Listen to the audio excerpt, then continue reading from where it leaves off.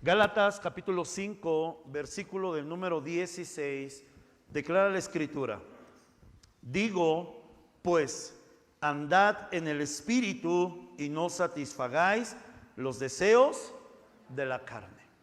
Estas palabras dichas por el apóstol Pablo no es una sugerencia. Estas palabras dichas por el apóstol Pablo no es apenas un consejo. Estas palabras dichas por el apóstol Pablo es un mandamiento. Por eso él no dice, les sugiero, les recomiendo, les pido. El apóstol Pablo tajantemente dice, digo, es una orden. Nosotros sabemos, y a lo largo de la Escritura nos damos cuenta de esto, que todos los escritores de la palabra, y 1 Timoteo capítulo 3 versículos 16 y 17 afirma esto, que todos los escritores de la palabra fueron inspirados por el Espíritu Santo de Dios. Ellos no hablaron lo que quisieron, porque quisieron, no escribieron basándose en su estado de ánimo. Aquí Pablo no estaba cabreado, como dicen los mexicanos, no estaba enojado, él estaba inspirado por el Espíritu Santo. Y él dice, les ordeno, les digo contundentemente, si son hijos de Dios, ustedes tienen que andar en el Espíritu y no satisfacer los deseos de la carne. ¿Por qué la intención del Señor de hablar acerca de este tema tan importante de estar en el Espíritu, andar en el Espíritu? Porque hoy en día, amados hermanos, nosotros nos damos cuenta, y lo he venido hablando en diferentes participaciones, la iglesia de nuestro tiempo se ha convertido en una iglesia carnal y ha dejado de ser una iglesia espiritual. ¿Y qué significa esto? Lo vamos a entender hoy, pero una de las cosas que nosotros nos damos cuenta es que con la iglesia, en su estado carnal, ha dejado de ser lo que Dios determinó que fuere desde la fundación de la misma.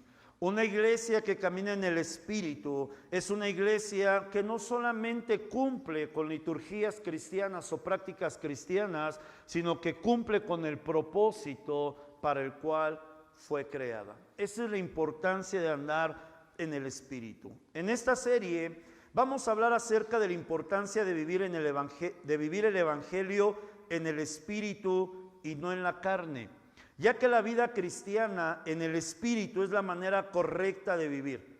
Nos lleva a hacer la voluntad de Dios y no a vivir bajo nuestra propia voluntad o a vivir bajo la influencia del sistema de pensamiento moderno. Una de las estrategias, y usted tiene que entenderlo, que más utiliza Satanás para intentar confundir la vida de los cristianos no son los ataques. Hay gente que dice, el diablo me está atacando. Muchos cristianos diario el enemigo los ataca y ni cuenta se da. Diario los ataca, y los ataca de muchas formas. ¿Cuál es la forma bíblica en la cual Satanás desde el principio utilizó para atacar a los hijos de Dios? Repita conmigo, sistema de pensamiento. Todo lo que usted escucha, todo lo que usted ve, todo lo que usted consume, le está generando un sistema de pensamiento. Y ese sistema de pensamiento es lo que va a determinar su estilo de vida. Y todos los días usted y yo, a través de todo lo que conocemos hoy en avance tecnológico, televisión, internet, redes sociales, celulares, computadoras, a través de programas de radio, a través de enseñanzas educacionales, a través de un sistema completamente corrompido, están buscando establecer en la vida de las personas un sistema de pensamiento. Usted ha leído Génesis capítulo número 3, cómo comenzó Satanás a tentar a Eva, estableciéndole una forma de pensar totalmente diferente a la que Dios le había establecido. Llega el enemigo y le dice, con que Dios os has dicho, empieza la maquinación del pensamiento, no comáis de ese árbol. Empezó a establecer un sistema de pensamiento en ella, y al final fue tal la confusión que le dice, no creas, Eva, Dios está mal. Lo que Dios quiere es que no disfrutes la vida. Lo que Dios quiere es que no seas plena. Lo que Dios quiere es que no seas como Él. ¿Cuál fue la estrategia que Satanás utilizó para confundir a Eva? Un sistema de pensamiento. ¿Sabe cómo está trabajando hoy Satanás en nuestros tiempos? De esta manera. ¿Sabe cómo está trabajando en nuestros hijos? De esta manera. ¿Sabe cómo está trabajando en nosotros mismos a través de estos aparatos que en vez de ser benéficos han sido destructivos? De esta manera, un sistema de pensamiento. Y ese sistema de pensamiento establece todo lo que nosotros vivimos, como cuál, nuestras prioridades. Toda prioridad que usted tiene está basada en su sistema de pensamiento. Si para usted lo más importante es el trabajo, es porque ese es su sistema de pensamiento. Si para usted lo más importante es la salud o el físico, ese es su sistema de pensamiento. Si para usted es más importante alcanzar sus sueños, deseos y anhelos, es porque usted tiene establecido un sistema de pensamiento. Esa es la forma en que Satanás está trabajando en nuestros tiempos. Por eso vivimos en un tiempo, amada iglesia, en donde hay muchas corrientes filosóficas que muchos hijos de Dios ni siquiera tienen conocimiento de que existen. Hoy en día en la iglesia, en el sistema de pensamiento, está la filosofía de los gnósticos. Se encuentra la filosofía del hedionismo, que hablar de la cultura LGBT, que hablar de la cultura del liberalismo. Y todas estas cuestiones, hermanos, tienen que ver con una sola cosa: sistema de pensamiento. ¿Sabe qué es lo que la Biblia nos viene a establecer como hijos de Dios? Un sistema de pensamiento correcto. Por eso en el libro de Gálatas y también en Primera de Corintios y en libros como Romanos, una de las cosas que más se nos insta, que nosotros tenemos que hacer a través de la palabra de Dios, ¿sabe cuál es? Renovar nuestros pensamientos. La Escritura dice: no os conforméis a este siglo, Romanos capítulo 12, versículo 2, sino transformaos por medio de ¿qué? ¿Por medio de prácticas cristianas? No. ¿Por medio de asistir a la iglesia? No. ¿Cómo nosotros somos transformados? Por medio de la renovación de nuestro entendimiento. ¿Qué significa? Nuestro sistema de pensamiento tiene que cambiar. Hay mucha gente en la iglesia que tiene un corazón sincero para Dios, ama a Dios, desea hacer la voluntad de Dios, pero ¿sabe cuál es su problema? Nunca ha cambiado su forma de pensar. Nunca ha cambiado su sistema de pensamiento.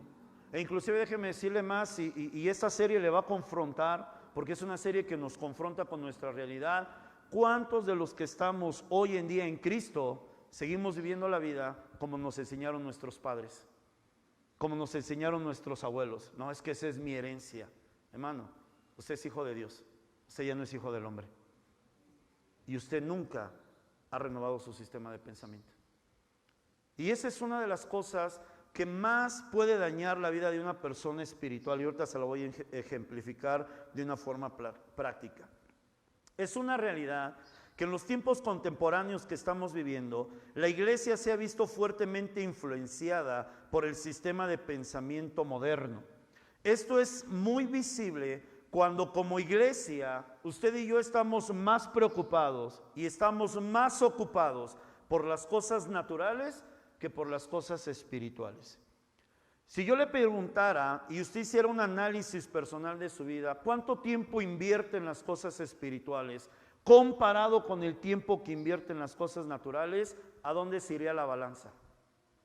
¿Estaría así? ¿Estaría así? ¿O estaría así?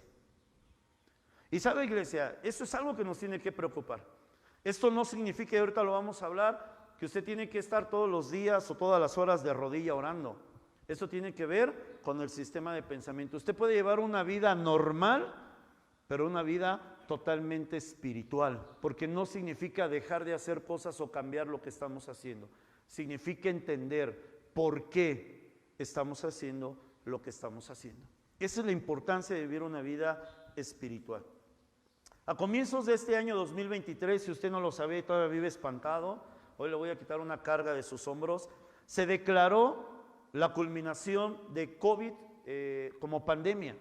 ¿Sí? En este año 2023, en varios países, incluyendo México, se decretó el fin de la pandemia. Ya COVID ya no es una pandemia. El COVID ya no representa un factor de mortandad o de riesgo en la vida de las personas. Ya está. Algunas instituciones como las escolares exigen todavía que algunos alumnos vayan con el cubrebocas, pero ya ni siquiera lo ocupan de forma correcta, ¿no? Como en algún momento nos decían, ya lo tenemos más como hamaca de la papada que como protección de la boca, ¿no? Porque está aquí, ¿no? Entonces ya se declaró el fin de la pandemia. Esto se acabó. El COVID se quedó. Es algo que principalmente en las temporadas de frío vamos a estar escuchando. Ay, te dio COVID, pues cuídate, tómate un tecito con miel. Es algo que ya pasó, pero que se quedó. No está extinto, no se extinguió, pero ya no tiene la mortandad, ya no tiene la fuerza con la que se empezó. Y ahí va a estar. Y como esto van a venir muchas cosas más, pero mejor no le espanto, eso es algo que más adelante le voy a enseñar. ¿Sabe? Lo más preocupante o lo más relevante de esta pandemia no es que se haya terminado. Y no debemos de prestar atención a que la pandemia ya terminó. ¿Sabe qué es lo que más usted y yo tendríamos que prestar atención? A los resultados o las consecuencias que dejó esta pandemia. Si yo le preguntara, ¿qué le dejó esta pandemia? ¿Qué me respondería?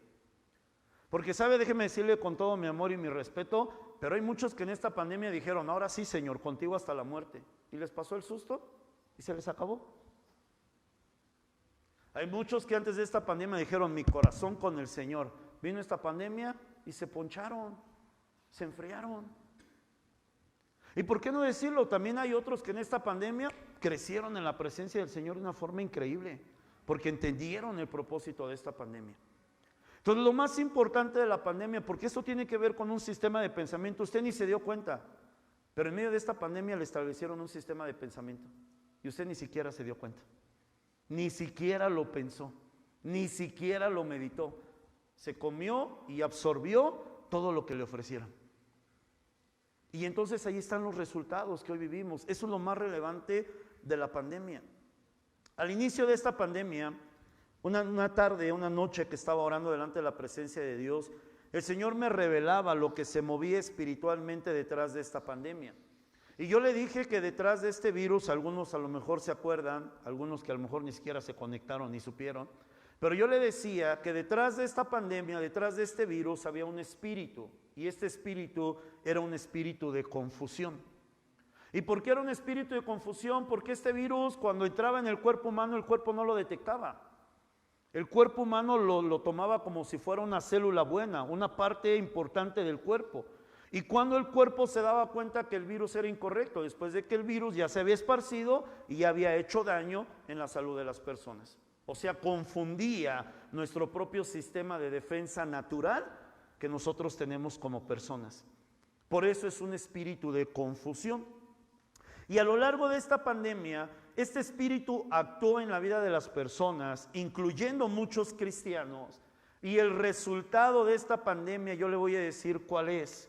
El resultado de esta pandemia para muchas personas, incluyendo cristianos, es que cayeron en un estado de inconsciencia. Ese es el resultado de la pandemia. Un montón de personas cristianas y no cristianas que no tienen conciencia hoy por hoy de la realidad que están viviendo. Están perdidos totalmente, están confundidos totalmente. Hasta hoy en día todavía los cristianos siguen confundidos con la pandemia. Hay cristianos que todavía en esta pandemia tienen miedo de morir, por eso no se congregan. Y están confundidos, hermanos. ¿Y por qué digo que están confundidos? Porque no tienen miedo de ir a ningún otro lugar, pero a la iglesia sí. Dígame, ¿o no es una confusión esto? ¿No es ilógico esto? ¿Cómo me va a dar miedo venir a la iglesia, pero no me da miedo irme de vacaciones? No, en Acapulco no hay COVID. No tiene lógica. ¿Por qué sucede esto? ¿Son cristianos que no creen en Dios? Claro que creen. ¿Son cristianos que no aman a Dios? Sí aman a Dios. ¿Cuál es su problema? Están confundidos. Su sistema de pensamiento es confusión y su estado espiritual es uno, inconsciencia. Yo quiero preguntarle esto, ¿qué puede hacer una persona en estado de inconsciencia? Nada.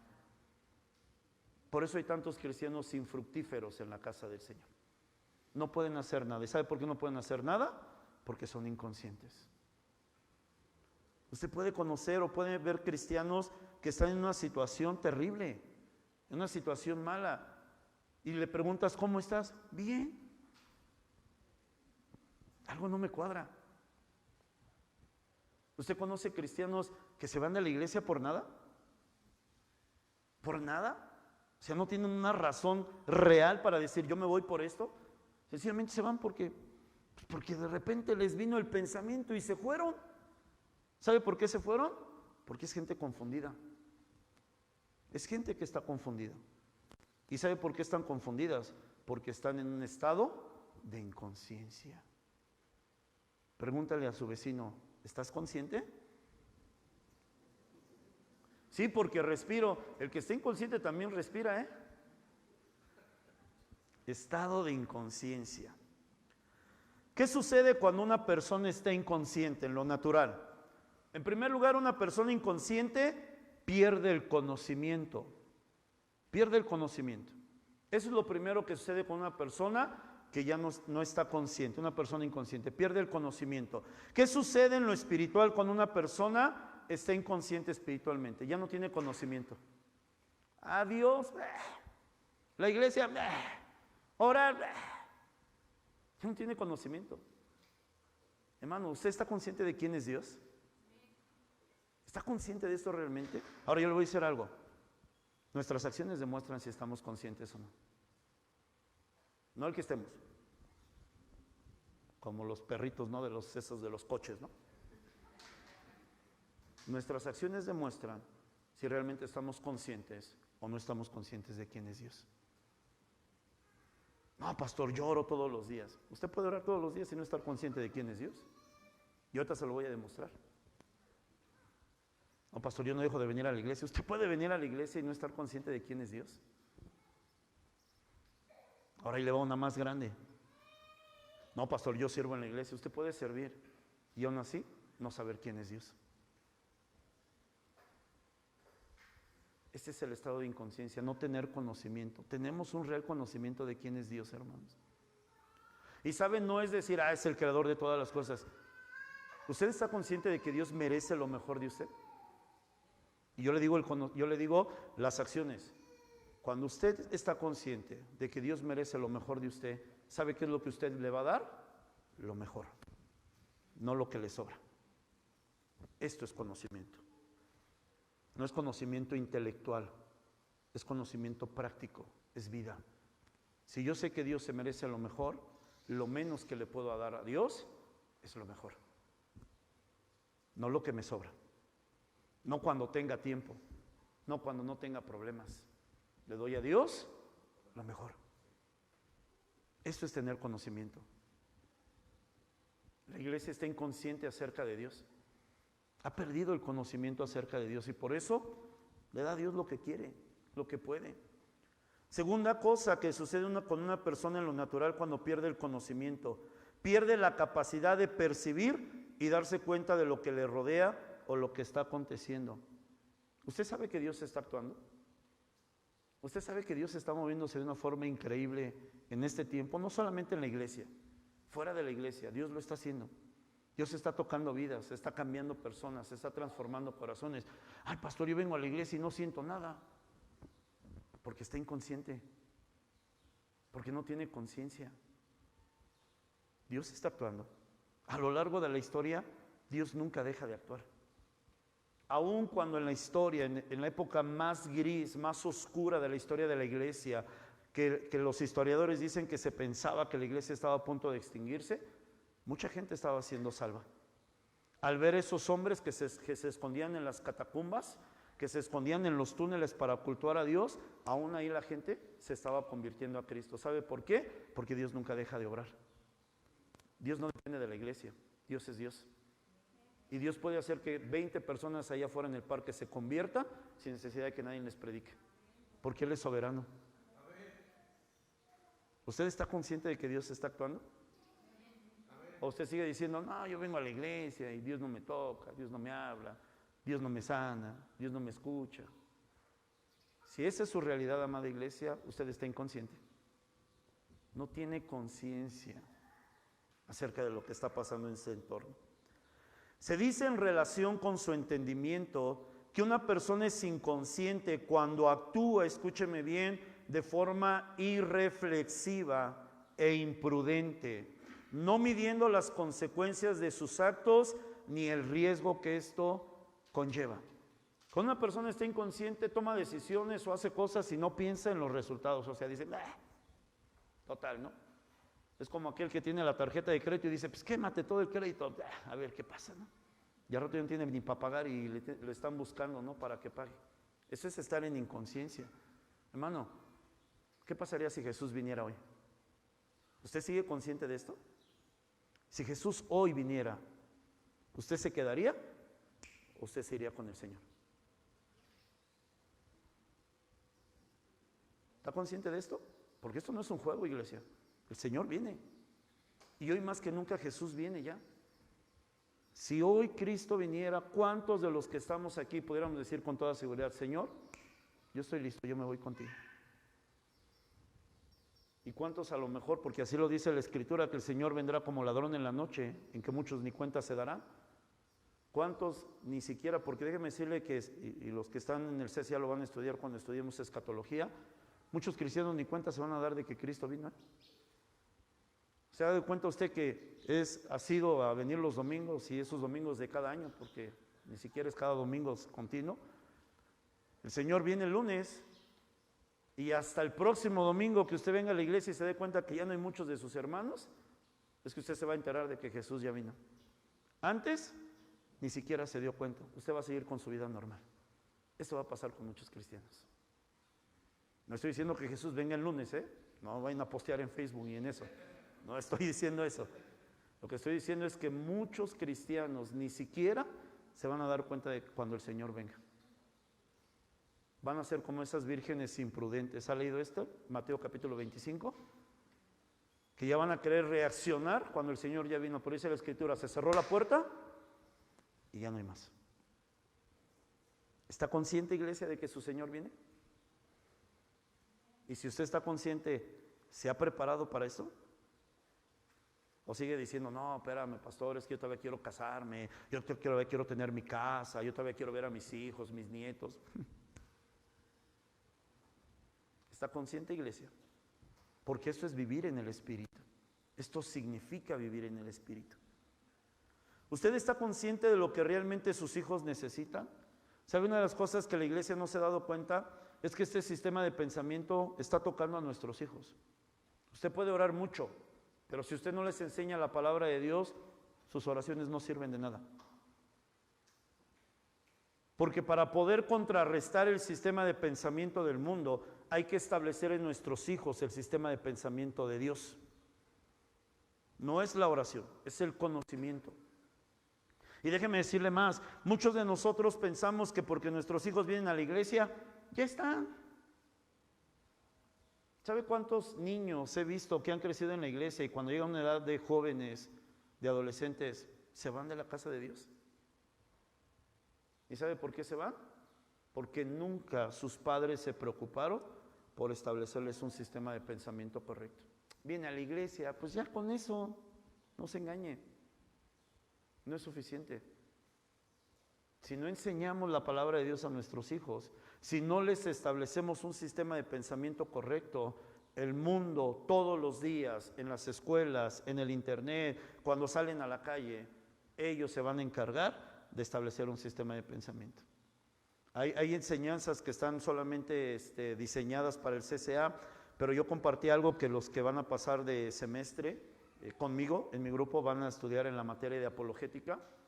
Hay un grupo de ateos activos, específicamente en Estados Unidos, que son profesores de las mejores universidades que existen, como Harvard, una de ellas, y entre otras más. Y ellos recientemente subieron un artículo a uno de los periódicos más conocidos de Estados Unidos, que es el New York Times. Subieron un artículo en lo cual dijeron lo siguiente: no nos preocupan los cristianos, es más, les agradecemos que nos presten a sus hijos. Porque cuando ellos estén aquí, nosotros nos vamos a encargar de que ellos dejen de creer en lo que ustedes creen. O sea, ya el ataque ya, directo, así ya. Ellos dijeron, no nos preocupa, ustedes llévenlos a las iglesias, ustedes enseñen en la escuelita dominical, ilumina a Moisés, el arca de Moisés y Eliseo, eso no nos preocupa, préstenlos en sus clases, préstenlos en filosofía, aquí les vamos a establecer un sistema de pensamiento. ¿Y sabe qué van a hacer con ellos? Los van a sacar de la fe. ¿Y por qué la cultura, por qué la educación, por qué la ciencia tiene tanto poder en la vida de nuestros hijos? Sencillo, porque nosotros no nos preocupamos como padres de establecer un sistema de pensamiento correcto en la vida de ellos. Pensamos que con venir y iluminar una hojita, ya con eso están en Cristo. ¿Cuánta conciencia nos hace falta tener para entender los tiempos que estamos viviendo? Era mucho más fácil cuando yo llegué al Evangelio. Ahorita la cosa está bien complicada. No imposible, pero sí complicada. ¿Está consciente de lo que está pasando espiritualmente en este tiempo? ¿Está consciente de las consecuencias que vendrán a futuro acerca de las decisiones que está tomando hoy? ¿O simplemente las está tomando por tomarlas? No voy, no oro, no sirvo, no contribuyo. ¿Está consciente de lo que le va a venir después? Porque Gálatas habla también de esto, ¿eh? No nos engañemos a nosotros mismos. ¿Qué dice la Escritura? Todo lo que el hombre sembrare, eso también cosechará. ¿Cuál va a ser su cosecha de aquí a un año, hermano? ¿Cuál van a ser los frutos que usted va a recoger de aquí a un año, hermano? ¿Está consciente de esto? Porque cuando hablamos de cosechar, no solamente hablamos de cosechar cosas buenas. ¿Usted sabía que las cosas malas también se cosechan? ¿Sabía que las desgracias que muchas veces pasamos es el fruto de lo que también sembramos? Para que ya no diga, el diablo me está atacando. Espérese, mejor póngase a analizar. O sea, ¿qué sembró? ¿Sembró realmente en el Espíritu? ¿Sembró realmente en el reino de Dios? ¿O está sembrando en la carne y pues está cosechando los frutos de la carne? Porque es así, y lo vamos a estudiar en esta serie.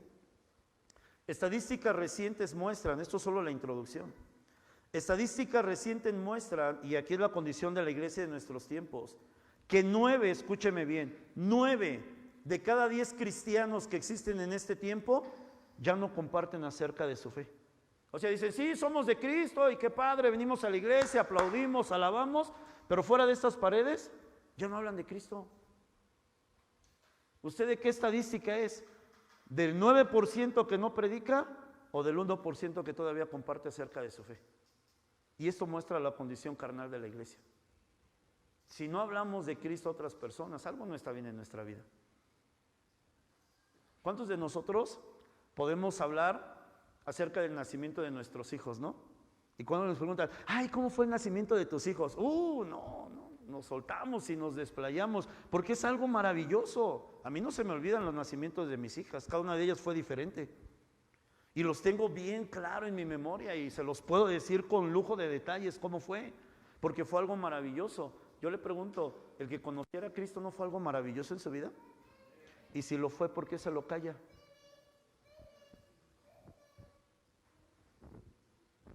Si lo fue realmente, entonces ¿por qué no lo comparte? ¿Por qué no se lo dice a otras personas si fue lo más maravilloso que le pudo pasar? ¿Y sabe por qué no lo hacemos?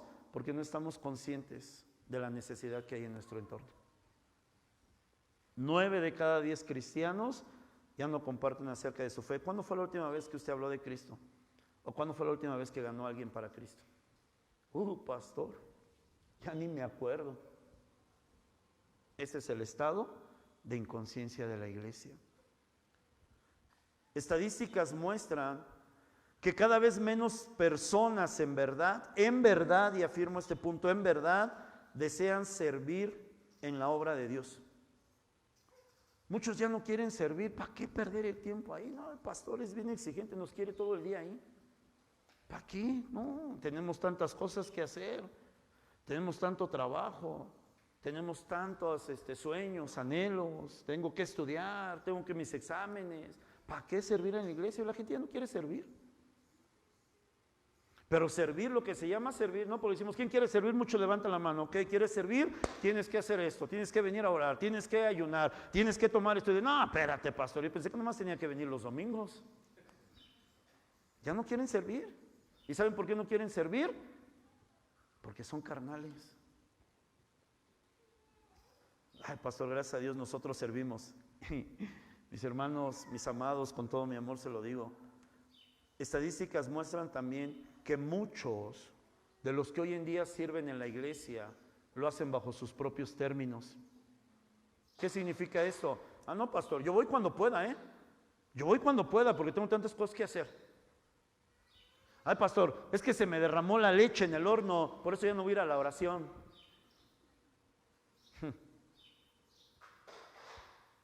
Ay, pastor, es que mañana tengo que hacer esto y no termino, entonces no voy a ir a la iglesia.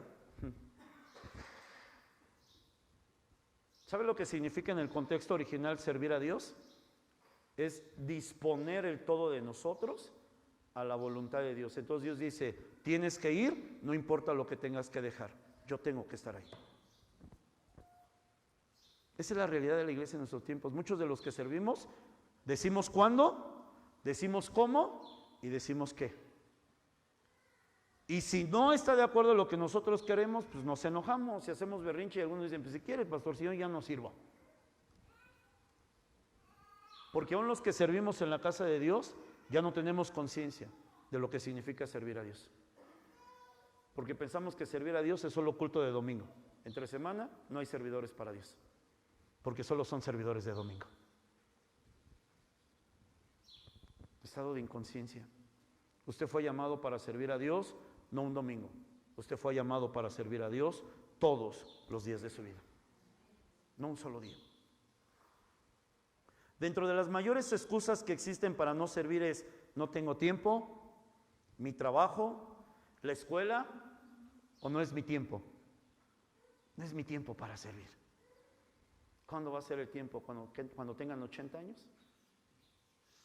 ¿Cuántos jóvenes en la casa del Señor tienen tanto para dar para Dios? No es mi tiempo. ¿Cuándo será el tiempo entonces? ¿Cuando Cristo venga? ¿Ya para qué? Cuando Jesús venga, ¿qué sentido tiene? Porque es triste lo que va a pasar, hermano, cuando Jesús venga. ¿Sabe? Cuando Jesús venga, muchas iglesias van a seguir haciendo sus cultos, van a seguir haciendo sus reuniones de adoración. Pero ¿sabe cuál es la realidad de la Biblia? La Escritura dice que cuando el Señor venga por su iglesia, su espíritu se va de la tierra. Y entonces, ¿qué va a ser lo que van a hacer dentro de la iglesia? Lo que han venido haciendo durante mucho tiempo, ruido. Ruido solamente, porque no tiene nada de espiritual. Es simplemente carnal, humano, natural. Y lo van a seguir haciendo, porque es su estilo de vida que está basado en su sistema de pensamiento. Dígale a quien está a su lado, respira, no te están regañando. Respire, exhale, inhale, exhale. Dice la Escritura que cuando Dios creó al primer hombre, sopló en su nariz aliento de vida. ¿Sabe qué fue lo primero que Adán hizo? Esto, cuando usted respira, está inhalando la vida de Dios dentro de usted. Por eso respire ahorita. Deje que la vida de Dios fluya en su vida. Este tipo de situaciones demuestran la condición actual de la iglesia. La iglesia contemporánea se está tornando en una iglesia carnal y la prueba de esto es su estado de inconsciencia. Piensa demasiado en las cosas naturales y está olvidando las cosas espirituales y eternas. Está dejando de ver lo eterno por estar viendo lo natural, lo natural, lo natural. Yo le he dicho, yo tengo una convicción, yo no espero ver una generación más en cuanto a mi descendencia. Pero ¿cuántos de nosotros decimos, no, hay que guardar para nuestros hijos, para nuestros nietos? Siga guardando. Cuando usted se vaya, a ver quién va a disfrutar de eso. No está mal, pero no tenemos que poner la mirada en eso. Tenemos que tener la mirada en las cosas eternas. Efesios capítulo número 4. El Señor nos llama, amada iglesia, a vivir una vida en el Espíritu. ¿Qué significa vivir una vida en el Espíritu? Efesios capítulo 4, ¿tiene la versión NTV? ¿No la tienes lista? Ok. Vamos a leerlo en la Reina Valera, ahorita se lo voy a leer en la NTV. Efesios capítulo 4, versículos 17 al 24. Esa es la vida diferente que el Señor nos manda a llamar, dice la Escritura. Esto pues digo y requiero en el Señor, que ya no andéis como los otros gentiles que andan ¿en qué? En la vanidad de su mente, sistema de pensamiento. Los incrédulos, los que no conocen a Dios, así como usted y yo éramos antes de no conocer a Cristo, teníamos nuestro propio sistema de pensamiento. Ahorita le voy a explicar más. Versículo 18. Teniendo el entendimiento entenebrecido, ajenos de la vida de Dios, ajenos de la vida de Dios por la ignorancia que en ellos hay, por la dureza de su corazón, los cuales, después que perdieron toda sensibilidad, se entregaron a la lascivia para cometer con avidez toda clase de impureza para la iglesia. Mas vosotros no habéis aprendido así a Cristo, si en verdad le habéis oído y habéis sido por él enseñados, conforme a la verdad que está en Jesús. En cuanto a la pasada manera de vivir, despojaos del viejo hombre que está viciado conforme a los deseos engañosos, espíritu de engaño, versículo 23, y renovaos en el espíritu de vuestra mente, sistema de pensamiento, y vestíos del nuevo hombre, creado según Dios, en la justicia y santidad de la verdad. Antes de llegar a Cristo, yo tenía un sistema de pensamiento que me fue heredado por mis padres, mis abuelos, mis tíos, porque en el contexto familiar del que yo vengo de una familia demasiado competitiva y demasiado materialista. Entonces a mí me establecieron un sistema de pensamiento que era esto: para que puedas alcanzar tus sueños y todo lo que tú quieres, primero eres tú, después tú y al último tú. No importa quién te lleves por delante. A mí me establecieron ese sistema de pensamiento. ¿Qué produjo ese sistema de pensamiento en mi vida? Dos cosas, que esos fueron situaciones en las que Dios tuvo que trabajar fuertemente en mi vida. Número uno, orgullo. Me volví una persona soberbia totalmente, orgullosa. En los trabajos en los que yo estuve, por mis capacidades, porque era una persona dedicada, siempre tuve posiciones en donde yo trabajaba o gobernaba personas que estaban a mi cargo. Y era tal mi nivel de orgullo que yo le decía a las personas que estaban conmigo: si te parece, si no, lárgate, no te necesito. Y saben, nunca puse a pensar, hasta mucho después que ya me convertí a Cristo, si esas personas tenían familias. A lo mejor estaban pasando una situación difícil. Mi orgullo me decía: yo no te necesito, tú me necesitas a mí, así que lárgate. Y muchas veces lo hice. Segunda cosa que produjo en mí, egoísmo. Yo era una persona muy egoísta, que solo pensaba en mí mismo. Lo que yo quiero, lo que yo deseo, lo que yo sueño, lo que yo anhelo, y a mí no me interesaba lo que los demás necesitaban. Siempre pensaba en mí mismo y siempre me puse por delante. ¿Por qué vivía usted así, pastor? Porque ese era mi sistema de pensamiento. Jesús tuvo que venir a cambiar ese sistema de pensamiento. ¿Cómo? A través de su palabra. Imagínese usted si tuviera a su pastor como era antes, orgulloso y egoísta. Hermano, usted estaría perdido, completamente perdido. Por eso es la importancia de que nosotros seamos conscientes, amados hermanos, de lo que estamos viviendo en este tiempo. ¿Qué significa? Pablo, ¿qué nos está enseñando en estos versículos? Que el Señor nos llamó a vivir una vida totalmente diferente. Y para eso traje esto aquí, ¿no? Esto no es para amenazar a nadie, no se espanten. Aquí yo tengo dos frutos. ¿Quién me puede decir qué son estos frutos? Son manzanas. Las dos son manzanas, ¿está de acuerdo conmigo? No tengo una pera y una manzana, no tengo un melón, no tengo una manzana, son manzanas. Porque son iguales. Pero hay una diferencia. ¿Quiere que le enseñe cuál es la diferencia? Primero le voy a enseñar una manzana espiritual, que tiene que ver con un cristiano espiritual. Si alguien se la quiere comer, está limpia, ¿no? Esta es una manzana espiritual. Está antojable, ¿no? Si alguien no ha desayunado, puede tomarla. ¿Se apetece comer esta manzana, sí o no? A mí casi no me gusta la fruta, lo tengo que reconocer, ¿no? Difícilmente como fruta. Pero esta se ve antojable. ¿A quien le gusta? Pues ahí está. Esta es una manzana espiritual. ¿Pero qué es esto? Manzana. No deja de ser manzana. Ahora le voy a mostrar una manzana carnal. Y quien se la quiera comer también, pues cómasela, ¿no? Esta es una manzana carnal. ¿Cuál es la diferencia? ¿Lo que está afuera o lo que está dentro? Lo que está dentro. Aquella no está oxidada, está bien hidratada, está rica. Esta pues ya la puse al sol durante todo un día, se oxidó, se está pudriendo y pues ya no es buena para comer, ¿no? Pero si alguien tiene fe y se la quiere comer. Esa es la diferencia. ¿Qué es lo que Jesús nos enseña o qué es lo que Pablo nos está diciendo acerca de ser diferente? Hermano, un cristiano espiritual es como esta manzana, no deja de ser manzana. El Señor no dice deja de ser manzana y conviértete en mango, porque eso va en contra de la misma naturaleza que Dios estableció. Lo que hace que usted y yo podamos ser personas espirituales no es que necesitamos dejar de hacer lo que hacemos todos los días. No es que usted tiene que dejar de trabajar para ser una persona espiritual. No es que usted tiene que dejar de estudiar para ser una persona espiritual. No es que usted tiene que dejar de vivir para ser una persona espiritual. ¿Qué significa? Que usted tiene que vivir una vida como cualquier otra persona, pero lo que tiene que cambiar es lo que está dentro de usted. Eso es lo que tiene que cambiar. Yo soy padre, soy pastor de una iglesia, pero soy esposo y soy padre. En mi responsabilidad como pastor no me exime de mi responsabilidad como esposo y como padre. Entonces yo no llego con mi amada esposa y le digo, esta semana no hay gasto, ora a Dios y que Dios te provea. Porque la responsabilidad de proveer en mi casa no es de Dios, es mía. Entonces yo llego con mi esposa y le digo, ahí está tu gasto, ahí está la provisión. No dejo de ser padre, no dejo de ser esposo, pero soy un siervo de Dios. Soy un hombre dedicado completamente a la obra de Dios. Pero fuera de estas paredes, mis vecinos me conocen como padre.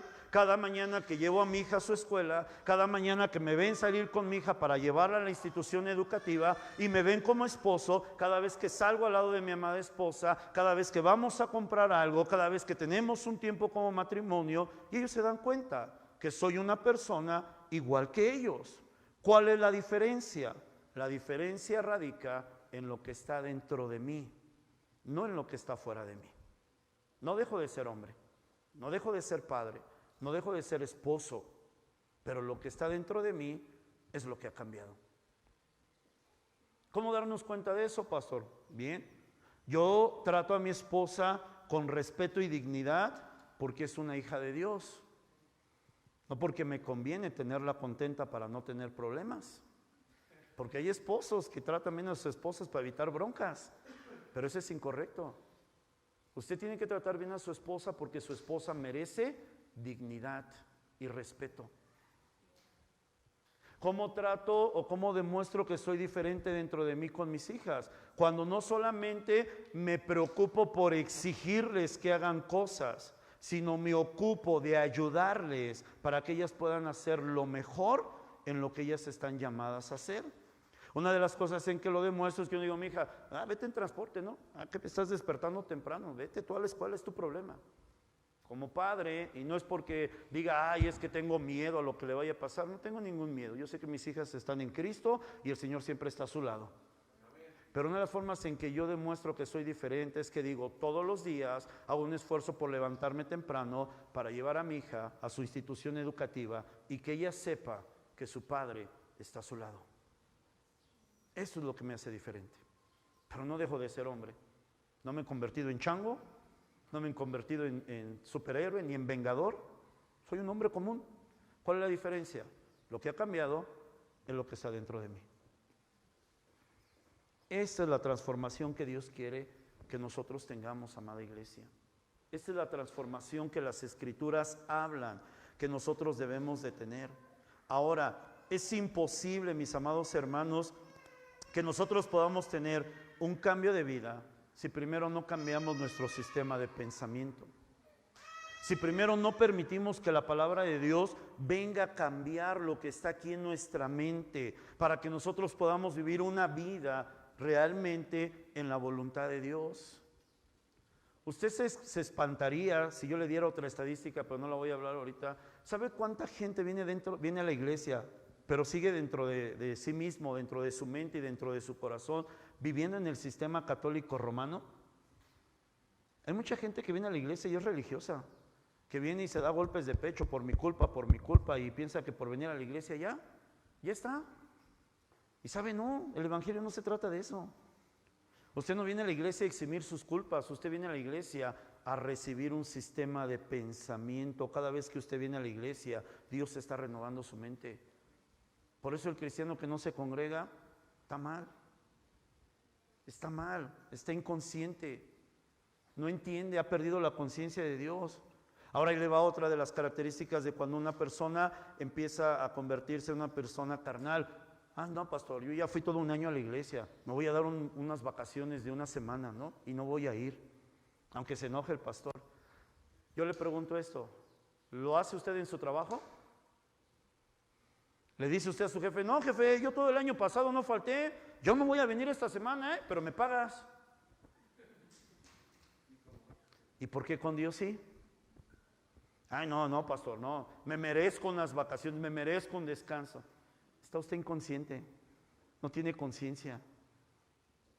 Si usted vivió todo un año sirviendo a Dios impecablemente, pues el año que sigue lo tiene que hacer mejor aún, no peor, porque esa es la condición de un cristiano espiritual. Lo tiene que hacer mejor. Pero decimos, no, ya merecemos unas vacaciones. ¿Y sabe qué es lo más triste de esto? Que nomás se presentan una vez a la semana. Están pidiendo vacaciones, estuvieran todos los días, lo creo. Una vez a la semana, un domingo, y están pidiendo vacaciones. Esa es la condición de la iglesia de nuestro tiempo. Un cristiano carnal, amados hermanos, está en un estado de inconsciencia. Sin darse cuenta, va a estar confundido, va a estar en tinieblas. Dice estos versículos que acabamos de leer, que un cristiano cuando se convierte en una persona carnal, o sea, en un estado de inconsciencia, me faltó explicar este punto. ¿Cuál es la diferencia entre un cristiano espiritual y un cristiano carnal? Por eso tomo esto. La diferencia está en que un cristiano carnal es un cristiano común. Común, o sea, vive igual que todas las personas viven. Una vida de todos los días lo mismo. Trabajo, casa, labores, funcionalidad, dormir, despertar y otra vez lo mismo. Dormir, despertar y otra vez lo mismo. No hace ninguna diferencia. ¿Quién es un cristiano espiritual? Hace lo mismo, pero hay una gran diferencia. Este cristiano, donde quiera que se para, hace una diferencia. Trabaja, hace una diferencia. Está en casa, hace una diferencia. No voy a decir algo gracioso, pero algo real. ¿Cuántas de nuestras esposas preferirían que no estuviéramos en casa? Porque no hacemos ninguna diferencia en casa. Porque lo único que sabemos hacer es exigir y no ayudar. Ya vine, vieja, atiéndeme. Pero estoy ocupada. No, yo soy primero. La Biblia dice que tienes que honrarme.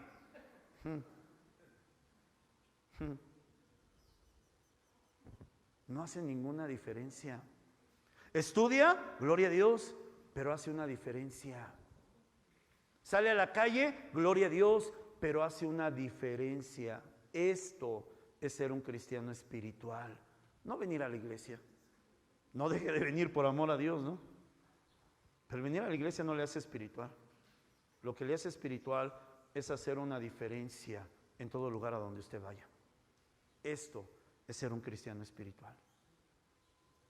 Amados, cuando un cristiano deja de ser espiritual y se vuelve carnal, o sea que no hace ninguna diferencia, va a permanecer en un estado de inconsciencia. ¿Cuáles son las características? Número uno, va a estar confundido. Sigo, no sigo, oro, no oro, sirvo, no sirvo, contribuyo, no contribuyo, voy, no voy. No sabe ni para dónde va. Aunque ponga el GPS, está perdido. Está en un estado de confusión. Otra característica, va a estar en tinieblas, ya no puede ver la luz. Yo le decía esto y terminábamos la serie, o terminaba yo la serie hablando de esto. Hay condiciones espirituales que deberían avergonzarnos. Y un cristiano que tiene más de 5 años en la iglesia, ya no le es válido estar, yo estoy desanimado, ya no tengo ganas de ir, y menos a los que sirven a Dios. Es una vergüenza estar en una condición así. ¿Pero por qué los cristianos caen en eso? Porque están en tinieblas, ya no se dan cuenta de su realidad. Otra característica, están lejos de la vida que Dios ofrece, hermano. Yo lo he dicho muchas veces y no es porque lo estoy haciendo ahora. Pero créeme, hermano, que hoy soy más pleno sirviendo a Dios que cuando estaba yo alcanzando los sueños que yo quería. Hoy soy mucho más pleno, porque hoy tengo la vida de Dios en mí, no la vida que yo soñé, la vida que Dios quiere para mí. Plenitud. Otra característica, hermano, están con el entendimiento cerrado, vienen a la iglesia y no entienden. Escuchan y se les habla y se les dice 1, 2, 3 veces, salen de aquí y ya se les olvidó. ¿Y cuál es la evidencia de que ya se les olvidó? No cambia su vida, siguen igual. Decimos, hermano, es importante que usted venga a orar martes. No vengo. ¿Por qué? Porque tengo tantas cosas que hacer. Cristianos carnales, están ajenos de la vida de Dios, tienen el entendimiento entenebrecido, está cerrado completamente, no les entra la palabra, No entienden la palabra. No produce nada la palabra. Característica, tienen el corazón endurecido. Hermano, ¿sabe por qué yo estoy aquí y lo oraba en la mañana? Porque lo amo. Yo no estoy aquí por mí. Yo no estoy aquí por mi beneficio. Estoy aquí porque le amo a usted. Yo podría levantarme un domingo y en mi condición de hombre decir, hoy no quiero ir a la iglesia. Predique Pastor Luis, que ellos se hagan cargo. Eso es tener el corazón endurecido. Cada vez que usted se niega a doblar sus rodillas a orar, cada vez que usted se niega a venir a la iglesia, demuestra una cosa: tiene el corazón duro, no le interesan los demás, solamente le preocupa a usted mismo. No le importa. ¿Qué me importa los que vayan? ¿Qué me importa si hay alguien que esté en necesidad? ¿Qué me importa si hay alguien que necesite oración? No me interesa, yo tengo tantas cosas que hacer. Estoy tan ocupado con mis cosas. Para mí lo más importante es mi familia. No nos engañemos, iglesia. Cristianos duros, comunes, que ya no hacen ninguna diferencia. Porque usted tiene que entender lo que significa ser cristiano. Ser cristiano no significa venir a una iglesia. Ser cristiano significa ser diferente. Eso es lo que significa ser cristiano. Este es un gran peligro, amada iglesia, y una grave consecuencia que dejó la pandemia hacia nosotros. Esta inconsciencia se manifiesta en la vida de las personas de forma general, de una forma. ¿Sabe? Este es el peligro, y con esto termino, con lo que estamos viviendo hoy. Acompáñame aquí, Eder, por favor. Solamente tú. ¿Sabe? La iglesia, las personas hoy están perdiendo una condición mental, una condición sentimental y una condición almática que todos nosotros deberíamos de tener. ¿Y sabe cómo se llama esto? El sentido de responsabilidad. Cuando una persona está consciente, es una persona responsable. Cuando una persona está inconsciente, pues no tiene control de lo que está pasando. O sea, pierde todo sentido de irresponsabilidad. ¿Por qué? Porque está inconsciente. Vivimos en un tiempo, amada iglesia, en que muchas de las personas, tanto cristianas como no cristianas, están perdiendo el sentido de responsabilidad. Lo están perdiendo completamente. Y ahorita le voy a hablar de algunos principios. Quiero volver a leer versículos 20 y 21. Fíjese lo que dice Pablo en el versículo número 20. Dice, se lo voy a leer en la versión que usted tiene. Dice, mas vosotros no habéis aprendido hacia Cristo. Cada vez que usted conoce o escucha la palabra de Dios, está aprendiendo de Cristo, no está aprendiendo de mí. No está aprendiendo de Pastor Luis, de Pastor Loreto, de cualquiera que predicamos aquí. Usted está aprendiendo de Cristo. Y Jesús termina diciendo en el versículo número 21, si en verdad le habéis oído y habéis sido por él enseñados. Hay un pasaje en las Escrituras, en el libro de Romanos capítulo número 10, que dice, la fe viene por el oír y el oír la palabra de Dios. ¿Está de acuerdo conmigo? Romanos 10, 16, si no me equivoco, o 10, 12, por ahí está. ¿Cómo nuestro sistema de pensamiento cambia cuando nosotros escuchamos la palabra de Dios? ¿Sabe? Es triste, y se lo voy a decir en nombre de todos los que predicamos, es triste para nosotros muchas veces traer las verdades de Dios y darnos cuenta de personas que no están dispuestas a recibirlas. ¿Cómo nos damos cuenta de esto? Nos distraemos con cualquier cosa, como Micael corriendo. Ella es una bebé, ella no entiende, porque ella no tiene conciencia, pero usted está consciente. Nos distraemos viendo quién sube y quién baja. Nos distraemos yendo al baño a cada rato. Nos distraemos viendo el reloj, a ver si ya va a terminar el pastor de hablar porque ya me cansé. Nos distraemos viendo el celular, ¿no? Entra mensaje, es triste. Porque usted no nos está rechazando a nosotros, usted está rechazando a Cristo. La palabra no es mía, la palabra es de Jesús. Y Él es el que le quiere enseñar, no nosotros. Yo quiero aprender de Jesús. Y ahí le viene el estado de responsabilidad. Ser cristiano no solo tiene que ver con cambiar las prácticas o cambiar las creencias. Qué bendición que usted ya no cree en lo que cree la cultura general. Qué bendición que usted haya tirado los ídolos, que usted haya dejado todas esas prácticas. Pero esto no le hace cristiano. Porque hoy tengo que decirlo. Hoy hay gente dentro y fuera de la iglesia que se dice cristiana, que debería de tener temor siquiera de declararlo, porque ni siquiera lo es. ¿Sabe lo que significa ser cristiano? Escúcheme bien. Dele un codazo al que está a su lado con santidad. No se lo vaya a dar en la trompa, ¿no? Al ladito. Y te va a hablar el pastor. Escuche bien lo que le voy a decir. ¿Sabe lo que significa ser cristiano? Se lo voy a poner en el inicio de la siguiente mensaje. Ser cristiano es asumir una responsabilidad con la verdad de Dios. Se lo voy a volver a repetir. Ser cristiano es asumir una responsabilidad con la verdad de Dios. Escuche bien lo que le voy a decir, porque esto es algo que le va a servir en la eternidad. Cuando usted se presente delante de Dios, usted va a ser responsable delante de Él de todo lo que ha escuchado. De cada prédica y cada mensaje que le ha sido llevado a su vida, usted va a ser responsable delante de Dios. ¿Por qué? Porque como cristiano usted tiene una responsabilidad con la verdad. ¿Usted es hijo de Dios? Levante su mano. Levántela. Si usted es hijo de Dios, levántela. Si no, pues ahorita oramos por usted para que se convierta. Así con su mano de levantada, quiero que repita conmigo: yo tengo una responsabilidad con la verdad. Esto es ser cristiano. Esto es ser cristiano. No venir a la iglesia, cualquiera lo puede hacer. No orar, cualquiera puede orar. No servir, cualquiera puede servir. Y lo hace hasta mejor que nosotros. Ser cristiano es asumir una responsabilidad con la verdad de Dios. ¿Sabe? A lo largo de mi vida he tenido algunas bendiciones que sí las puedo reconocer.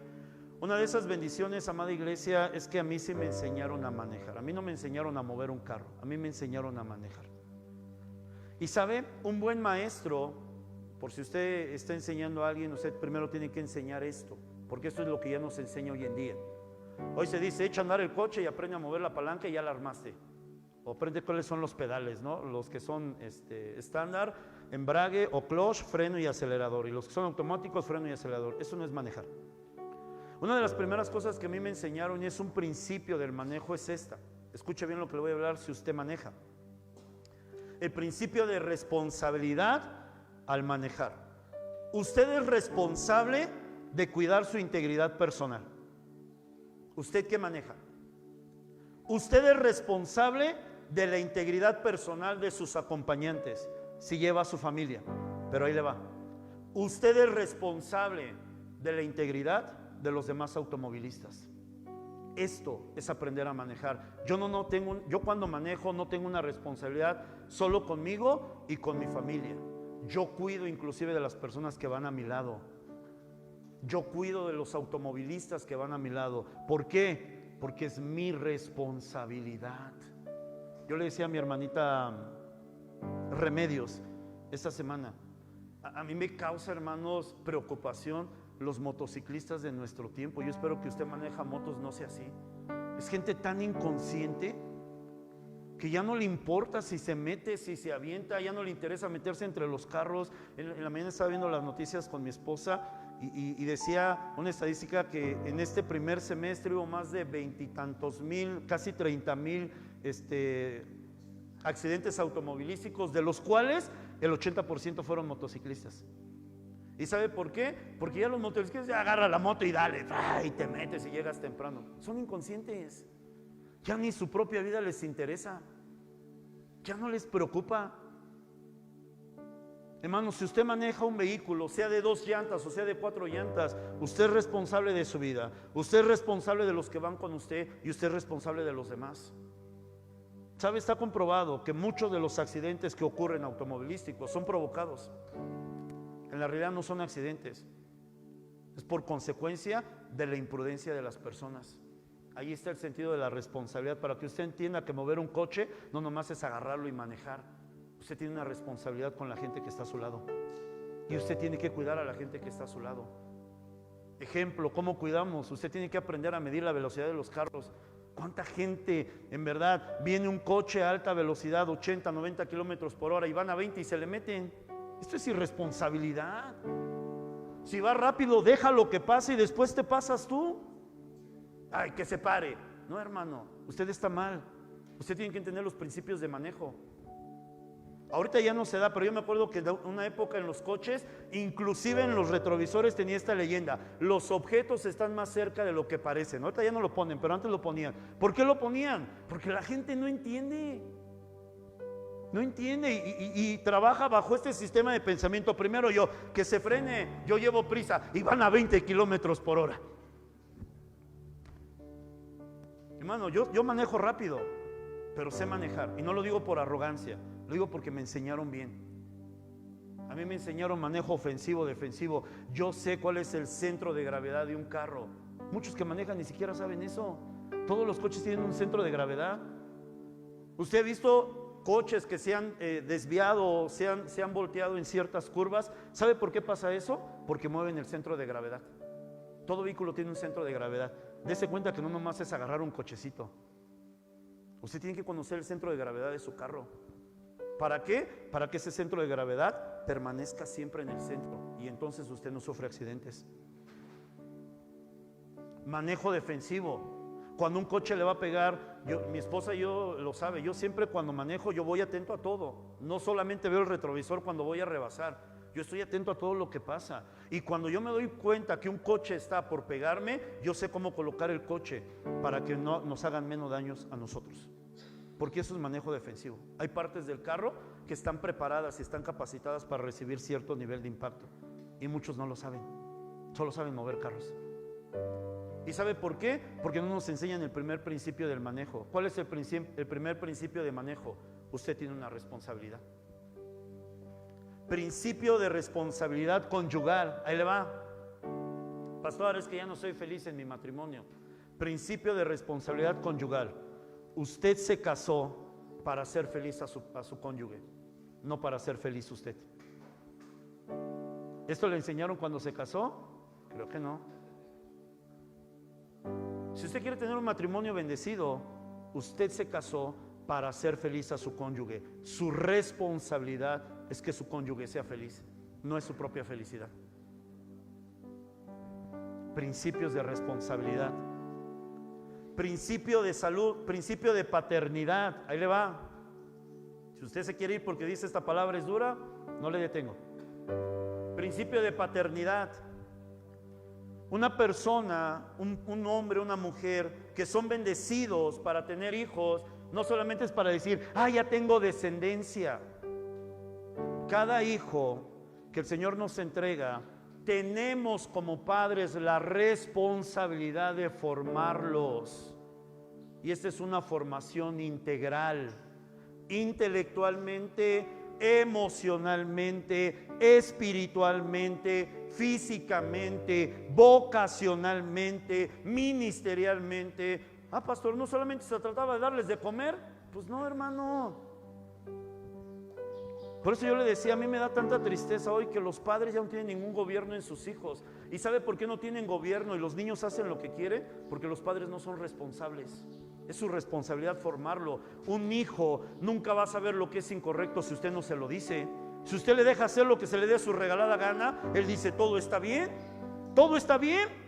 Entonces está bien hacer esto, porque ellos no lo saben, pero usted lo sabe. Sea responsable con sus hijos, fórmelos, edúquelos, corríjalos cuando sea necesario. Ay, no, pastor, es que eso es violencia. Entonces Dios se equivoca.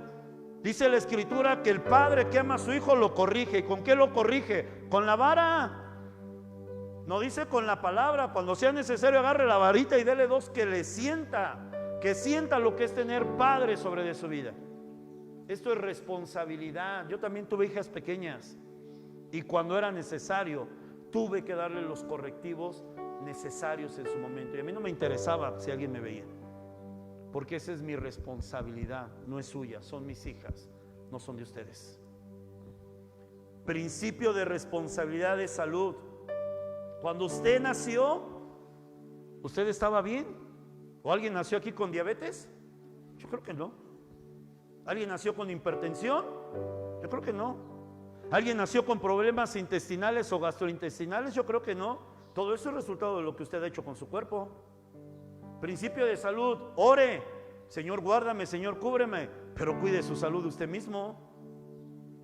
¿Cómo Dios le va a guardar si diario se anda japtando una Coca-Cola de 3 litros? Dios cuida mi salud. Puede pasarse toda la vida orando. Usted va a terminar con una gastritis marca acme, pero va a ser responsabilidad de usted. ¿Por qué? Porque el responsable de su salud es usted, no Dios. Usted es responsable de su salud. Haga ejercicio, coma bien, duerma. Ay, Dios bendito, a veces me dan ganas de mandar mensajes a esos hermanitos que están a medianoche: no puedo dormir. Pues claro que no puedes dormir porque no tienes orden. Ordena tu vida y vas a ver si no puedes dormir. Ordena tu vida, es tu responsabilidad. Obliga a tu cuerpo a dormir. ¿Quién manda? Oblígalo. ¿Cómo se crean los hábitos? Con la práctica. Hazte al hábito de decir: a las 10 de la noche yo me duermo, yo trueno, relampagué. Pero ¿qué hacemos nosotros? No puedo dormir. Pues menos vas a dormir. Mucho menos. Mucho menos. Y al rato ya no aguantamos ni con nuestra propia vida, ¿no? Estamos en el servicio. Tú eres responsable de tu salud, amado. Tú eres responsable. Yo soy responsable de mi salud, no mi esposa. Yo soy responsable de mi salud, no ella. Y cuando estoy mal, yo no voy con ella y digo: es que no me cuidaste. Es que yo no me cuidé. Yo no me cuidé a mí mismo. Principios de responsabilidad. ¿Sabe a qué nos ha llevado esta cuestión de la pandemia? ¿Sabe a qué nos ha llevado esta cuestión de este sistema de pensamiento que nos están estableciendo? A perder el sentido de responsabilidad. Principio del Evangelio. Póngase de pie.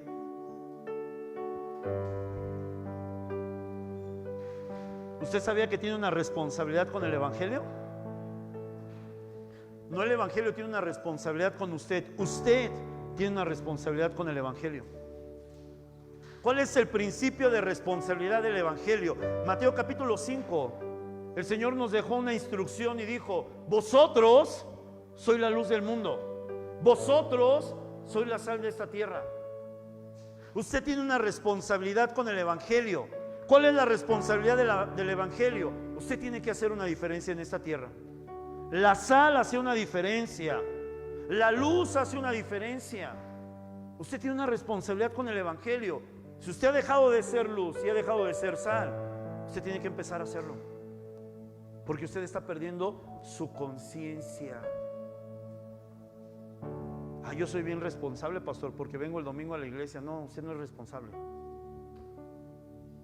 porque la responsabilidad que usted tiene con el Evangelio es todos los días, de domingo a domingo.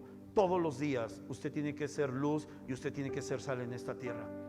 Aquí todos somos luz y todos somos sal. Aquí no se necesita la luz y la sal, porque aquí está la luz de Cristo.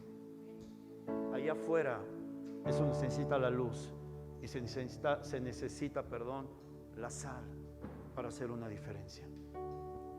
Esto es vivir en el Espíritu, iglesia. Esto es ser cristianos espirituales. Y esa es la condición de la iglesia de nuestros tiempos. Por eso ustedes se cuenta de la condición de las sillas. ¿Cuánta gente se desanima, se poncha, deja de venir a la iglesia, se va a otras iglesias y anda como los conejos, brinca y brinca en cualquier lugar? Son cristianos carnales. Nunca cambiaron lo que estaba dentro de ellos. Nunca. Y hay muchos inclusive dentro de la iglesia que viven engañados, pensando que son tan espirituales cuando en la realidad ni siquiera lo son. El Señor en estos últimos tiempos quiere una iglesia espiritual, una iglesia que haga una diferencia,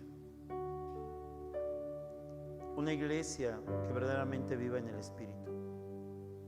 Por eso este pasaje de Gálatas capítulo 5 versículo 16, en la que el Señor dice: anden en el Espíritu, anden en el Espíritu, dejen ya la carne, dejen de vivir una vida común. Si hoy usted separara a dos personas que son del mundo, ¿alguien se podría dar cuenta de que usted es cristiano? Sin que usted diga una palabra. Porque sabe, en Hechos capítulo 16, la gente se daba cuenta de la primera iglesia y ellos no hablaban. Su forma de ser, su forma de actuar, cómo ellos caminaban juntos, cómo se cuidaban los unos al otro. Decía: esos son cristianos, esos son los que trastornan el mundo. Ellos no necesitaban estar, gloria a Dios, aleluya, que Dios te bendiga, para decir: ese es cristiano. Ellos no estaban a hablar, la gente se daba cuenta que eran diferentes. Si hoy le pusieran al lado de dos personas inconversas, de su misma edad, de su misma complexión, con las mismas características que usted tiene, ¿alguien se podría dar cuenta que usted es cristiano? Dirían, pues los tres son iguales. Son iguales. ¿Por qué? Porque son personas comunes. La única diferencia es que van un domingo a una iglesia. Esa es la única diferencia. ¿Qué quiere ser usted, iglesia? ¿Una iglesia espiritual o una iglesia carnal? ¿Quiere seguir quemando su vida, buscando conquistar tantas cosas en este mundo, y cuando Cristo venga, qué va a pasar? ¿Las va a disfrutar? ¿Sabe cuántos cristianos van a tener una culpa increíble cuando Jesús venga y digan, ¿por qué me quedé? ¿Por qué me quedé? Pues porque eran carnales, que jamás les interesó el cielo, jamás les preocupó estar en la eternidad con el Señor, solamente se alimentaban de las cosas de esta tierra. Placeres, distracciones, familia, trabajo, mis sueños, mis problemas, mis situaciones. ¿Usted anhela la venida de Jesús? ¿Usted realmente anhela que el Señor venga? ¿Anhela encontrarse con Él en las nubes? ¿Anhela escuchar la voz de su amado diciendo, vente, ya se acabó, vente, te espero una gloria delante de mi presencia, te espero una satisfacción increíble al estar a mi lado? ¿Usted lo anhela todavía, iglesia? ¿O ya se le olvidó? Porque esto no es una falacia, esto no es una historia de escuelita dominical, es una realidad. Jesús viene, y Jesús viene pronto. Todo se está cumpliendo. En Israel se está cumpliendo todo lo que Dios habló, y está a punto de cumplirse la última profecía, y esto determina el fin de los tiempos. Despierte. Es tiempo de predicar la palabra. Es tiempo de hablarle a la gente del amor de Dios. No significa que usted tiene que dejar de hacer lo que hace, significa que usted tiene que darle un sentido espiritual. Trabaje para Dios. Que su trabajo sea una iglesia para usted, sea un púlpito para predicar la palabra. No, pastor, es que vamos a trabajar. No, despierte. Que sus negocios sean lugares de predicación, que sus escuelas sean lugares de predicación. Sacúdase el miedo. Es que si nos corren, que Dios no tiene cuidado de sus hijos, ¿o qué? Pablo decía, Romanos capítulo 1, versículo 18, 19, decía, no me avergüenzo del evangelio, porque es poder de Dios. Dios tiene poder para permitir que usted se quede a donde Dios lo necesita, aunque sus jefes lo quieran correr. Dios dice, aquí se queda mi hijo y nadie lo mueve de este lugar. Es tiempo de entender lo que Dios necesita. O usted tome su decisión, quiere seguir engañado, viviendo a ser disque cristiano, y cuando Jesús venga a darse cuenta que nada de lo que usted hizo era realmente agradable para Dios. Es la decisión de usted, iglesia. Ahí sí aplica lo que muchos dicen, la salvación es personal. Todos estarán dormidos en una cama, hablando de matrimonios. Uno se va y otro se queda. Dos estarán trabajando en el campo, obreros en la obra de Dios. Uno se va y uno se queda. No se engañen pensando que por venir a la iglesia ya tiene garantizado el cielo, o porque alguna vez hizo una oración de fe, ya está. Es tremendo lo que le estoy enseñando, pero es la verdad de Dios, porque no es mi verdad. Dios necesita una iglesia espiritual.